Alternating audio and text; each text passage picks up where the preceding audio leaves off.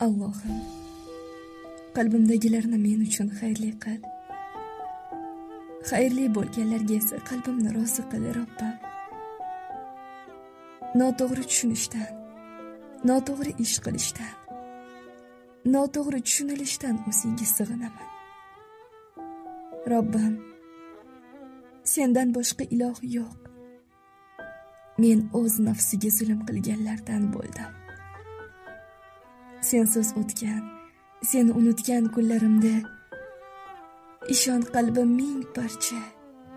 Na kunimda, na tunimda xotirjamligi bor. Necha marta keldim va yana necha marta kelaman bilmayman. Lekin har fursatda kichkina qizcha ko'zda yoshi bilan onasini oldiga qanday yugursa, men ham qanday vaziyat bo'lmasin sening yoningga kelaveraman. Ba'zan shayton dodlab yuborishimga sababchi bo'ladi. Yuzing bormi?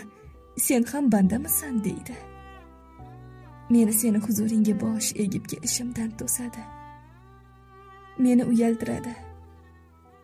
Sen kechirilishga loyiq emassan deydi. Shayton bu vasvasalar bilan qo'limdan yetaklab, sendan sekin asta uzoqlashtirar ekan, qalbim sen bilan qolib ketaveradi.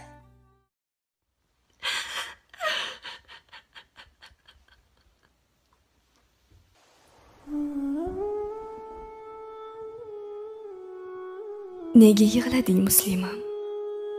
Nozik niholdek bo'lgan ko'nglingga ozor berib, seni kim yig'latdi? Buncha odamni qalbini tirnaydiganchalik yig'lamoqdasan. Dunyodagi kamchiliklar seni yig'latdimi? Yo jannatda ko'risha olmaymiz deb yig'ladingmi?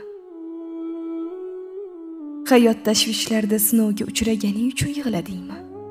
Agar hayot tashvishlarida sinovga uchraganing uchun yig'layotgan bo'lsang, ko'nglingni og'ritishgani uchun yig'layotgan bo'lsang, bilginki, o'shalar qanchalik o'ziga jabr qilganini bilmaydi. Chunki sening ko'nglingni hisobini Robbimiz hal qiladi. Yig'lama, Muslima singlim. Albatta shu Robbim bergan vujudingga quvonch yuguradi. Chunki sen bilan Robbimiz bor. Hayot qanchalik jiddiy bo'lmasin, qanchalik qiyin bo'lmasin, shu nozik qalbingda Robbimiz bor ekan, bu hayotni qiyinchiliklarda aslo qoqilmaysan.